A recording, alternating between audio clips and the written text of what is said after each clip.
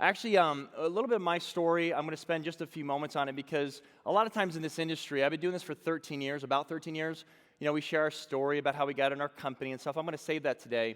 But I'm going to share something important that I think we all kind of believe in, and that's personal development, personal growth. And when I was in 8th grade, it kind of all started.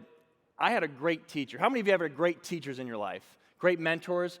I've been blessed. My parents actually put me in private school my whole life, a Christian school, and I grew up in a small town in New York called Amsterdam, New York. The only thing that really great came out of there was Kirk Douglas, So a town of 18,000 people. But I remember being in a class of 15 people in 8th grade.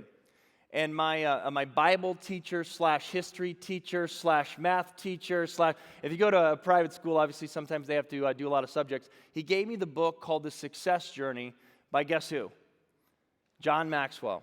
And he wrote in this book, which is interesting because I really learned from this, when you give back to people, if you want to, my talk is going from successful to significant and that battle that we face to do that. And he wrote in that book, he said, Todd, I believe in you.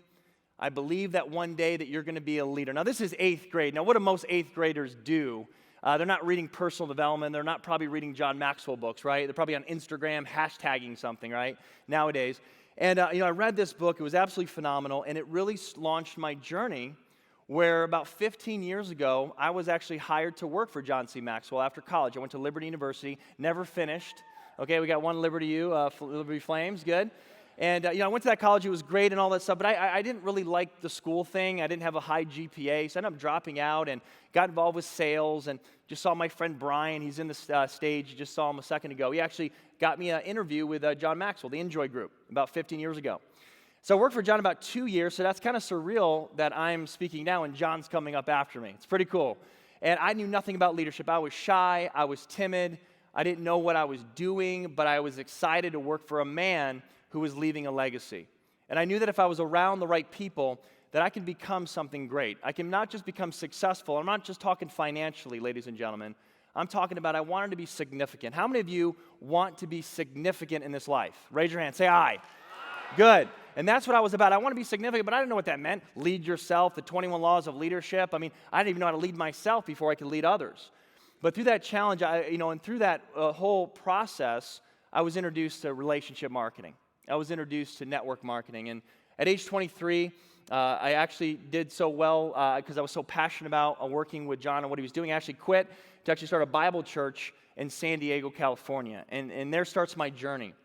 And I was introduced to this industry, and it took me 5 months to get my first person, by the way. I didn't have any money. I was negative in my bank account. I had my car repossessed. I was fired from my job as a personal trainer eventually because I had no transportation. So I know what it's like to be broke, and I know what it's like to be feeling like a failure. How many of you at some points of your life you do feel like you've been a failure? Raise your hand. That's really what I want to talk about today. It's the battle. It's the battle between you becoming successful in this industry but also significant, and I think is really more important. And significance is really how many people you're helping. And here's the deal. Can I coach you guys today? Yeah. Can I really coach you and be vulnerable even with you and just be real with you? Because here's the deal. I want to make a statement. We are at war. We are at war. And it's not the Franklin Roosevelt 1941, we're in war because the Japanese just bombed Pearl Harbor. That's pretty serious. Would you guys agree? Yeah. Our country's not in war right now. We don't have a world war. We don't have a civil war. But guess what, ladies and gentlemen? I don't care if you're out there or you're out in the world watching this simulcast right now or us. Do you know that I'm at war right now myself? Do you know that every single one of these amazing speakers that have graced this stage are at war? But what's the battle? The battle is you versus you. We are in battle of ourselves. Do you know what the greatest challenge in life is? It's not finances. It's not stress. It's not some of your relationships. It is you, yourself. Well, how can that be, Todd? What are you talking about? I'm good. I'm here. I'm excited. Well, in leadership, leadership is a challenge. Everything rises and falls on leadership. So if you really want that significant life, it's huge responsibility. I've heard it said, because I've been in the industry for 13 years, I've been to many conventions, I've been to many great trainings. When you want to go to the next level, guess what? Guess what's going to meet you at the next level? A different devil. A different devil's going to meet you at that next level. You want to be rich? Well, guess what? A lot of things are waiting. You want to be wealthy? You want to be significant? You want to lead? You want to speak? You want to train? You want to travel the world? Well, guess what? You have to earn it. You've got to earn it. And success doesn't come easy. I want to talk about two things. Now, I'm very passionate about this subject, you versus you. In fact, I've even wrote a book about it. It's coming out later this year. I'm very excited about it. And I believe there are 16 battles that we face in this world, this life. 16 battles. And I'm going to attack two of these battles today that we're all going to face. One is you versus your failures. I want to share the story. When I got my car repossessed, I don't know if you have the ugly feeling. It was in 2004, September 6, 2004. I'll never forget it. It was one of those things that kind of really define your failures and your success don't define you. They refine you. And it refined me to actually be stronger. Do you know that I don't want to win all the time? What do you mean, Todd, you don't want to win? I don't want to win because it's easy to win. It's easy to win. I want to lose sometimes because I want to know how great winning really feels like.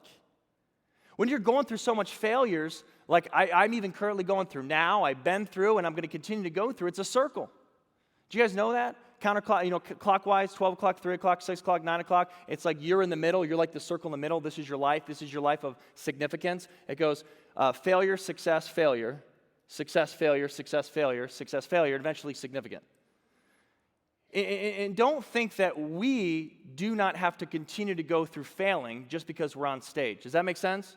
A lot of people think, well, in the beginning of a stage, that makes sense. I'm going to fail in the beginning of a relationship. We're going to mess up. But you know what? Eventually, it's just going to be great. It's going to keep getting greater. And once I make 6 figures a year, it's just going to keep getting better and better and better. Oh, my goodness, this is easy. Once I make a certain point, I can relax now. Everything's going to be great. I got to tell you, a different level is a what? Different devil. So here's the thing, boxing. How many of you watch boxing at all? I love boxing because here's why. 90% of the time, the athlete is in the dark. 90% of the time, the athlete is in the dark. What is the athlete doing? Training. Constantly training. What do they think about? They're visualizing their opponent. They're visualizing their beating the opponent. Jab, jab, right hook, uppercut, boom, knockout, whatever it is. They're visualizing it, training. Day after day, day after day, day after day. That's why we all love the movie Rocky.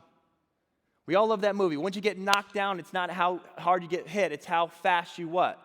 Get back up. And 10% is in the light. 10% is the congratulations, the celebrity of success.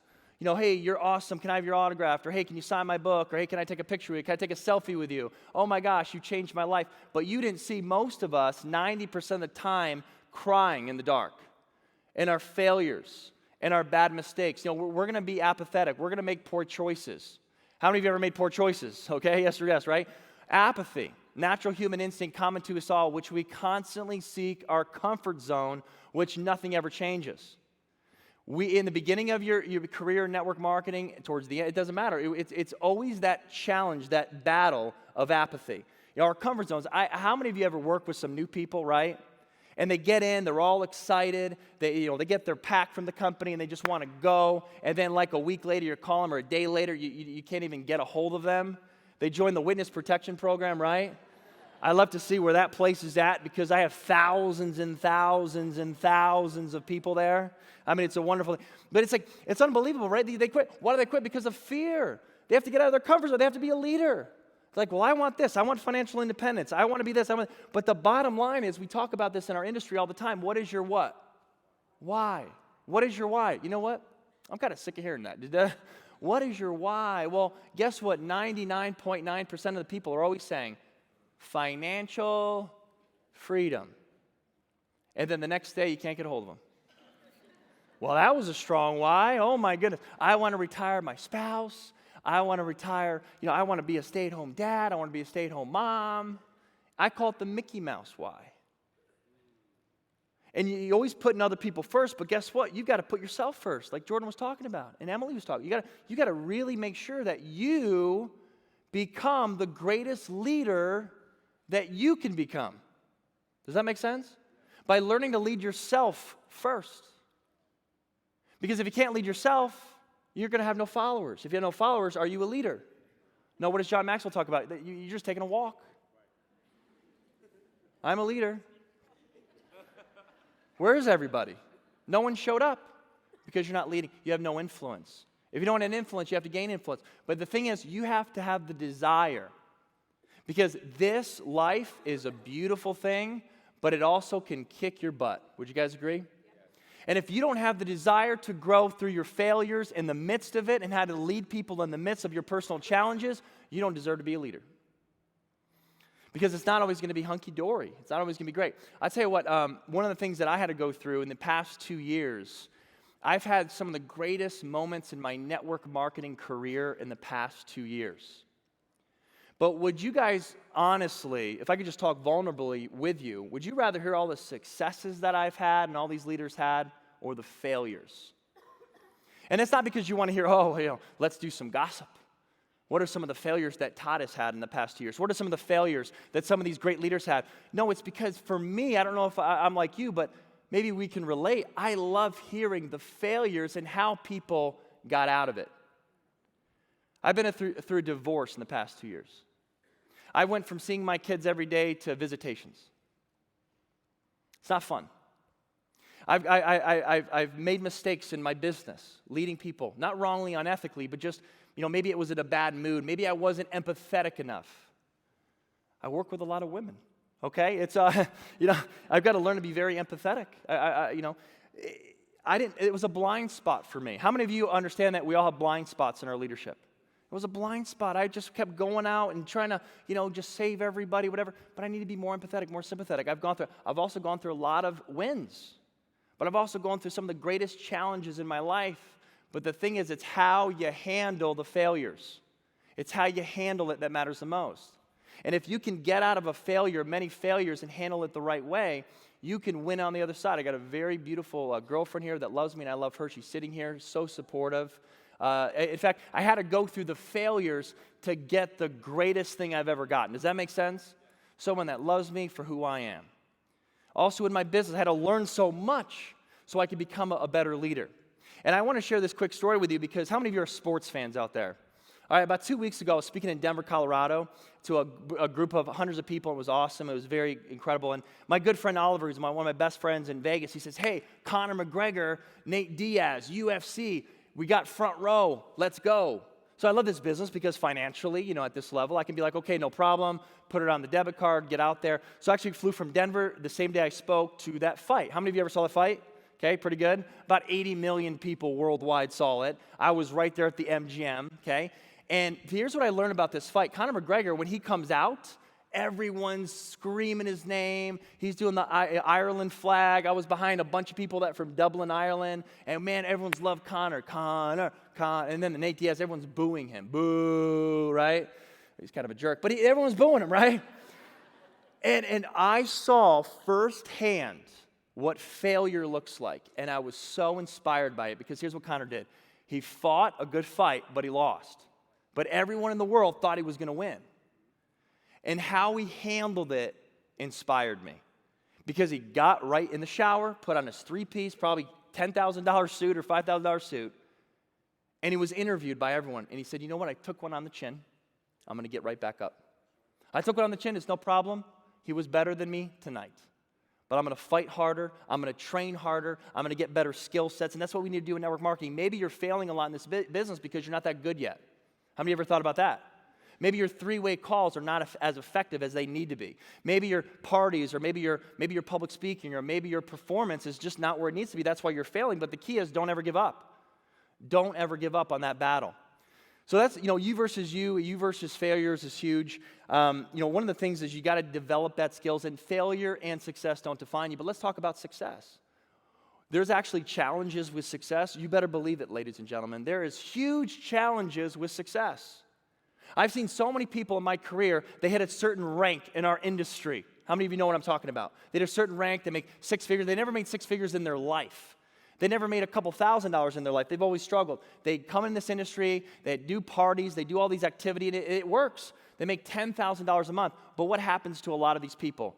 They cap off. And it's dangerous. If you're defined by success, it's one of the most dangerous places to be. Because if you have a car, if you have the car, the house, the family, what next?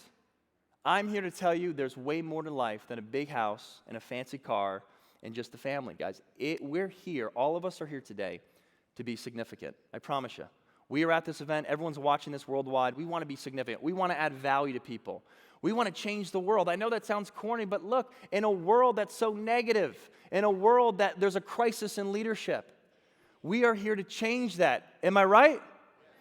Because I appreciate you guys, and I respect you so much, and everyone that's watching this via simulcast around the world.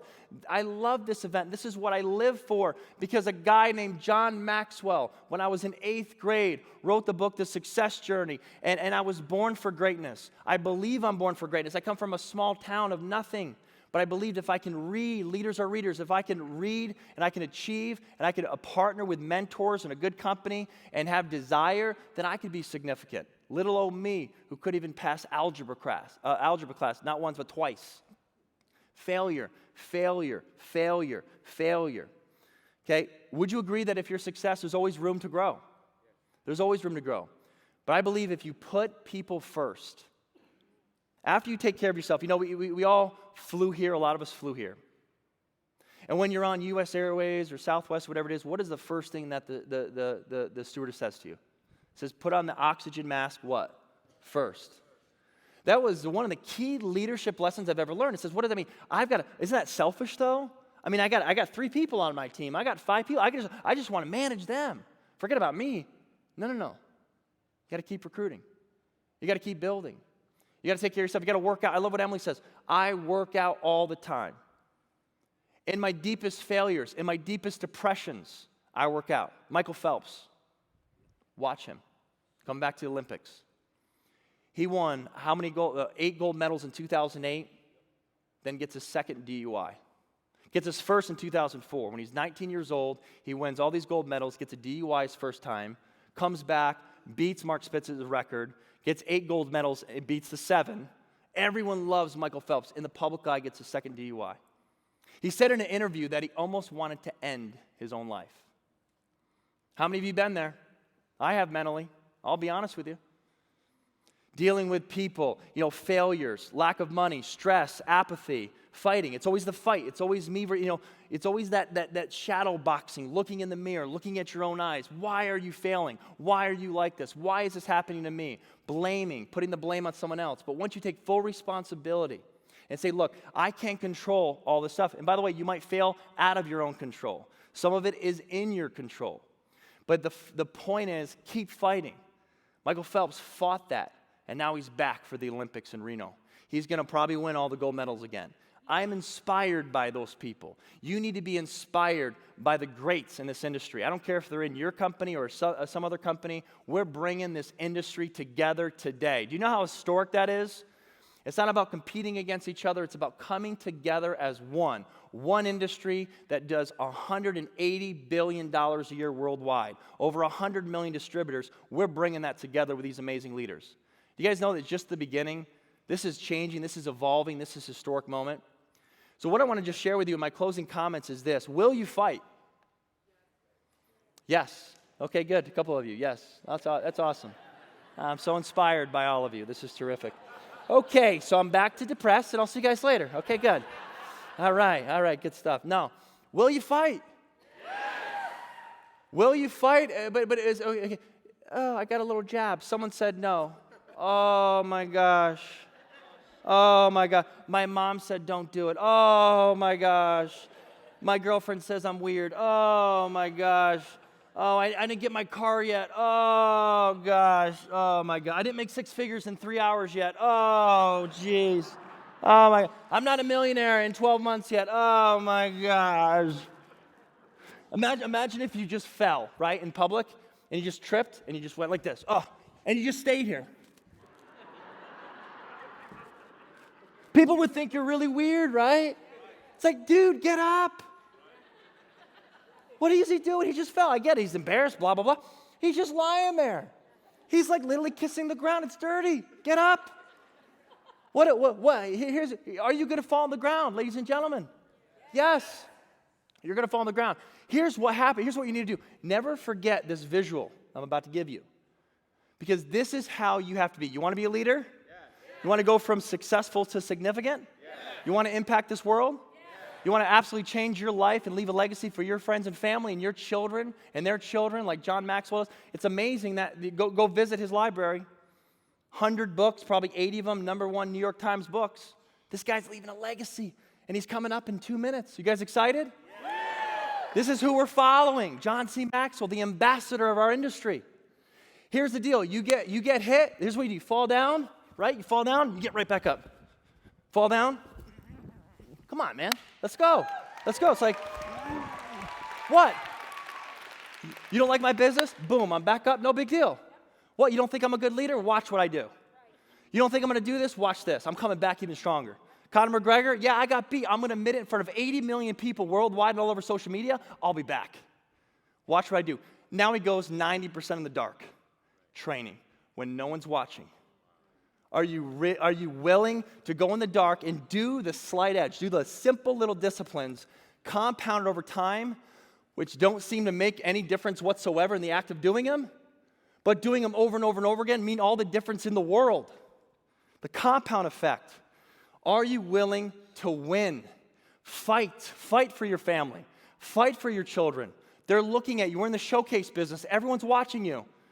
Do it. There's nothing to lose and everything to gain. I promise you, there's also one person that's watching too, and that's God. This is not a dress rehearsal. This is real life. Honor him, and he'll honor you. Thank you so much. Appreciate it, guys.